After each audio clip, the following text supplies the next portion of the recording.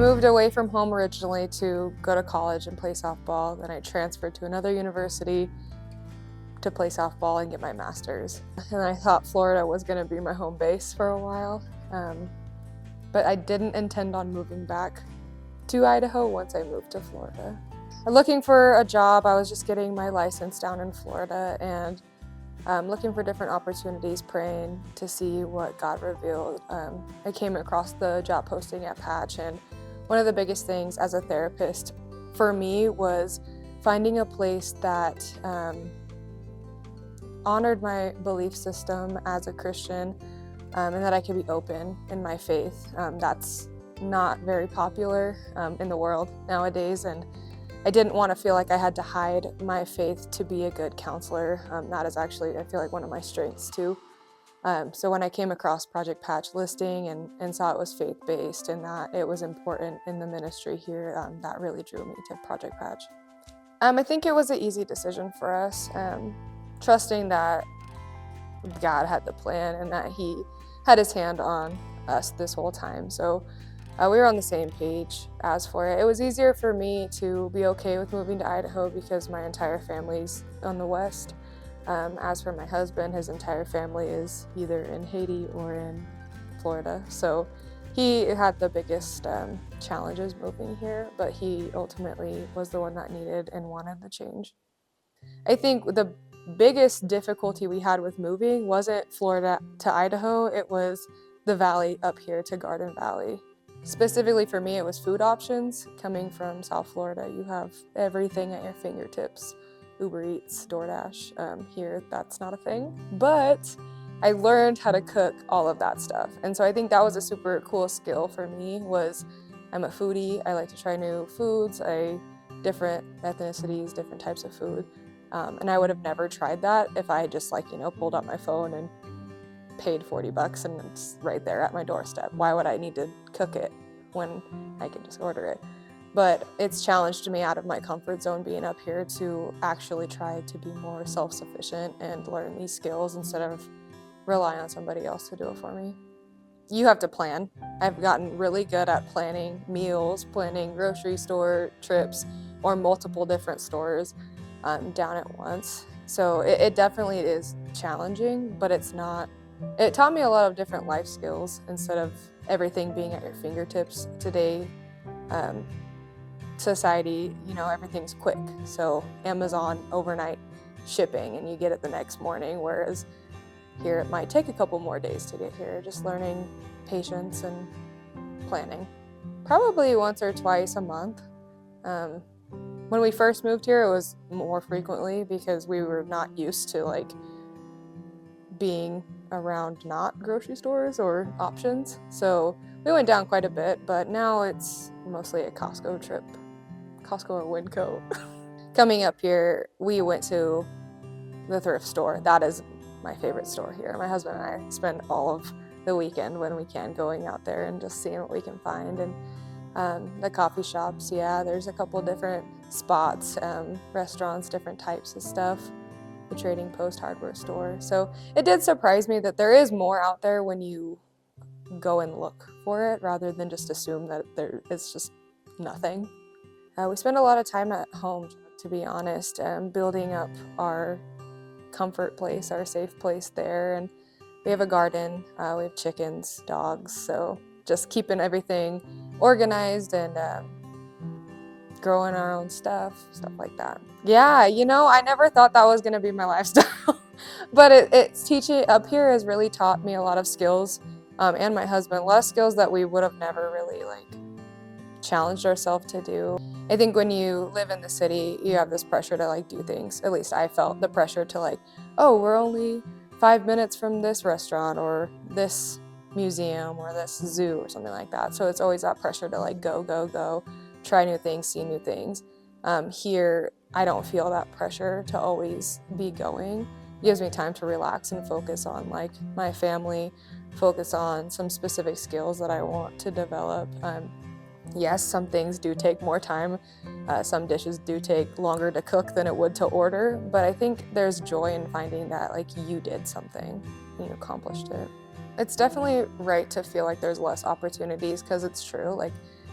being a smaller community, there isn't as much opportunities as Boise or West Palm Beach where we moved.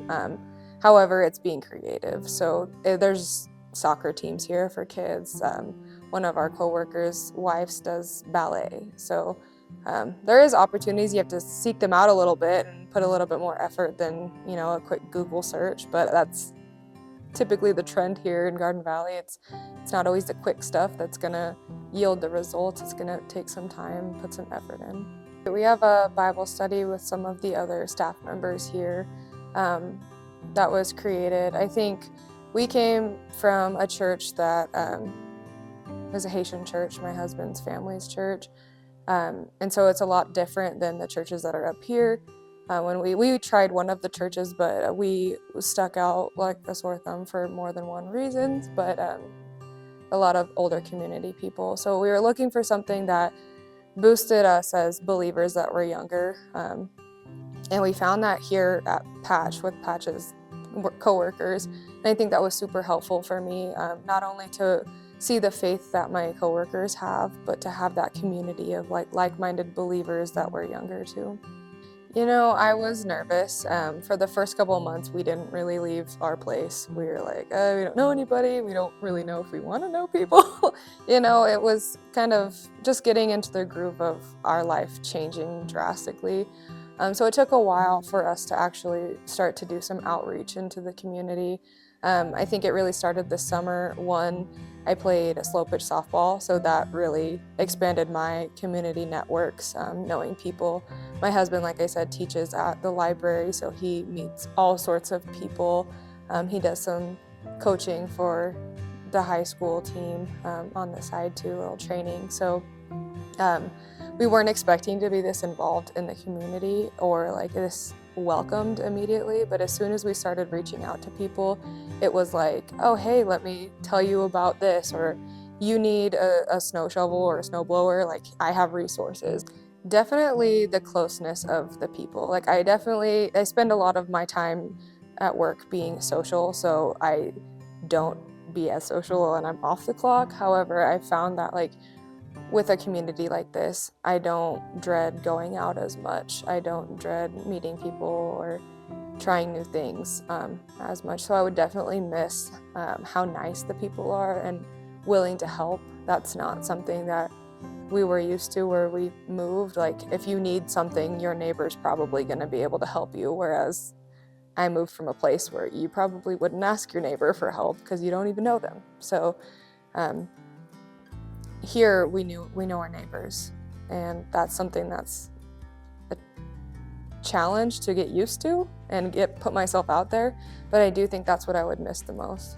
If you need something quick, somebody probably has it. There's social media groups. I'm not big on social media, but I do join some of those social media groups because they help with the lifestyle here. Somebody knows the answer.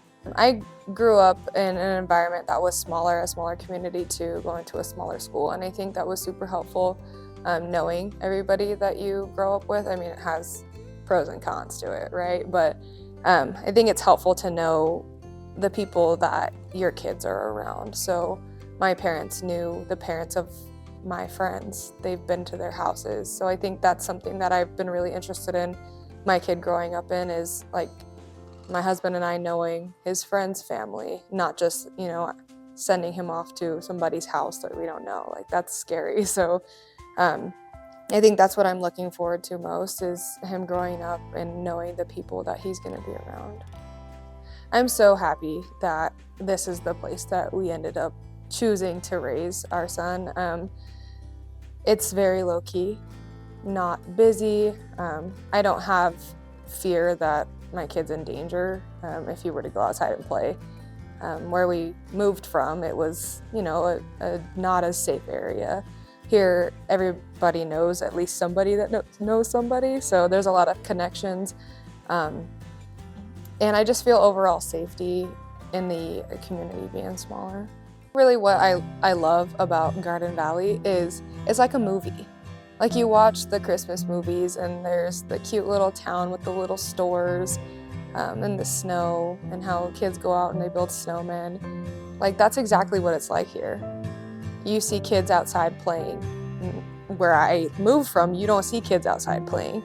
So you see them building snowmen, you see them going sledding, doing things as a family. Like, that means a lot to me because I'm family oriented, and I love to see families doing things together, not just everybody on their phone. So that's something, again, with Garden Valley, depending on where you're at, you're not gonna have service. So it challenges you to do other things, but it's really cool to see that it's like a story here.